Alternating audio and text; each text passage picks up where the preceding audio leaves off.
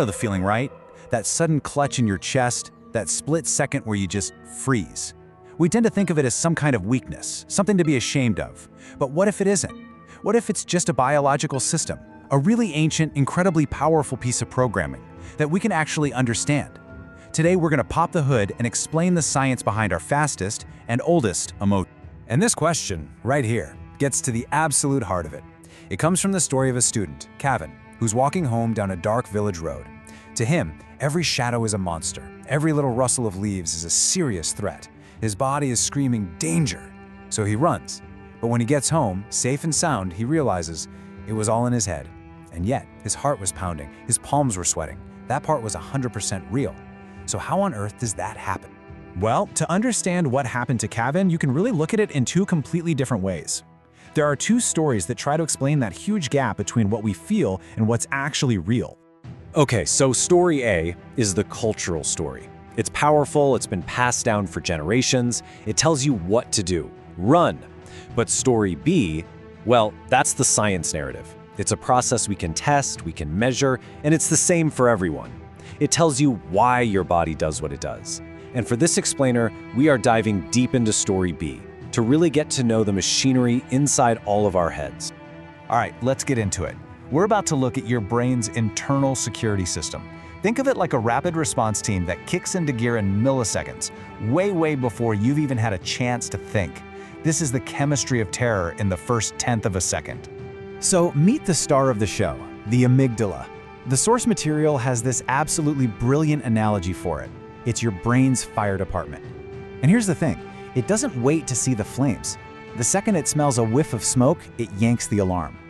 It's built for one thing, and one thing only, speed, not accuracy. The whole goal is to keep you safe first and worry about the details later. Now this is where it gets really interesting. How does that alarm actually get triggered? Imagine your eyes see something on the ground. Instantly, two messengers start racing to your amygdala. The first one takes what's called the low road. It's a sprinter. It carries this blurry, kind of out-of-focus picture, and its only job is to get there first and scream, "Danger!" Something snake-like. Boom. That's your instant jolt of fear. Meanwhile, the second messenger takes the high road. This one's a careful analyst. It takes a detour through your thinking brain, the cortex, to develop the photo, analyze it, and write up a whole report. It finally arrives at the amygdala and says, update, after careful review, it's just a garden hose. But by then, the alarm's already ringing. Your body reacts before your mind even knows what it's reacting to. Why?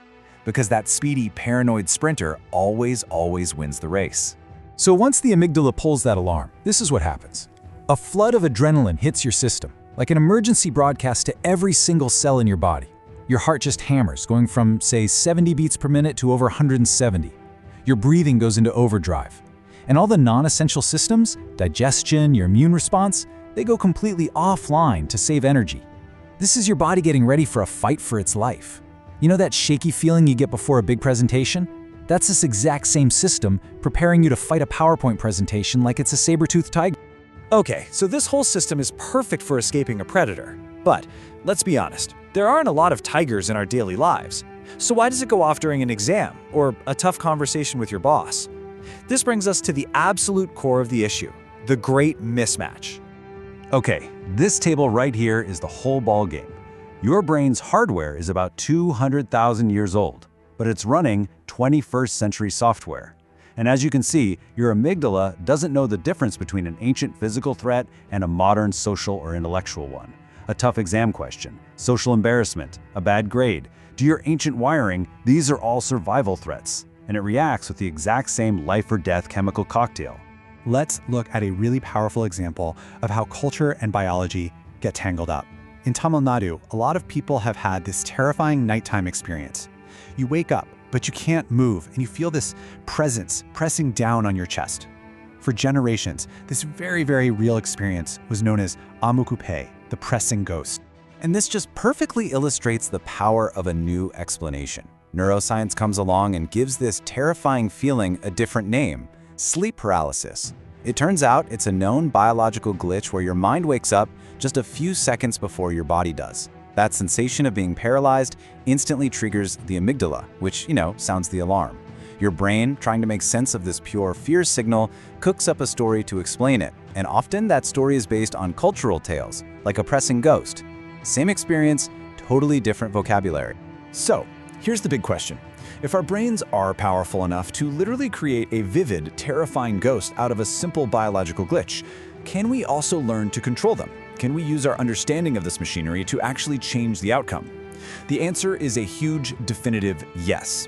And that brings us to the most hopeful part of this whole story, taking back control. The science behind this is called neuroplasticity, and honestly, it's a game changer. It's the discovery that your brain isn't fixed like a computer's circuit board, it's much more like a dense forest. Every time you feel that fear and react with panic, you're walking down a familiar path, making that path a deeper, wider, well-worn rut. But neuroplasticity is the proof that you can consciously choose to carve a new path. Now, the first time it's going to be hard. It's like pushing through overgrown branches.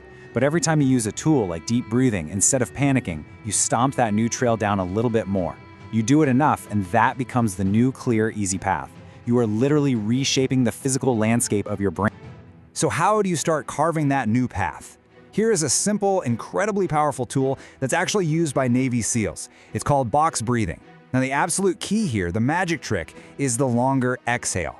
That long, slow, 6-second exhale activates something called the vagus nerve, which is basically the main brake pedal for your body's entire stress response. It's a direct, physical message to your amygdala that says, hey, it's okay, stand down. Here's another amazing tool. When your amygdala has hijacked your brain, you need to get your thinking brain, your prefrontal cortex, back online.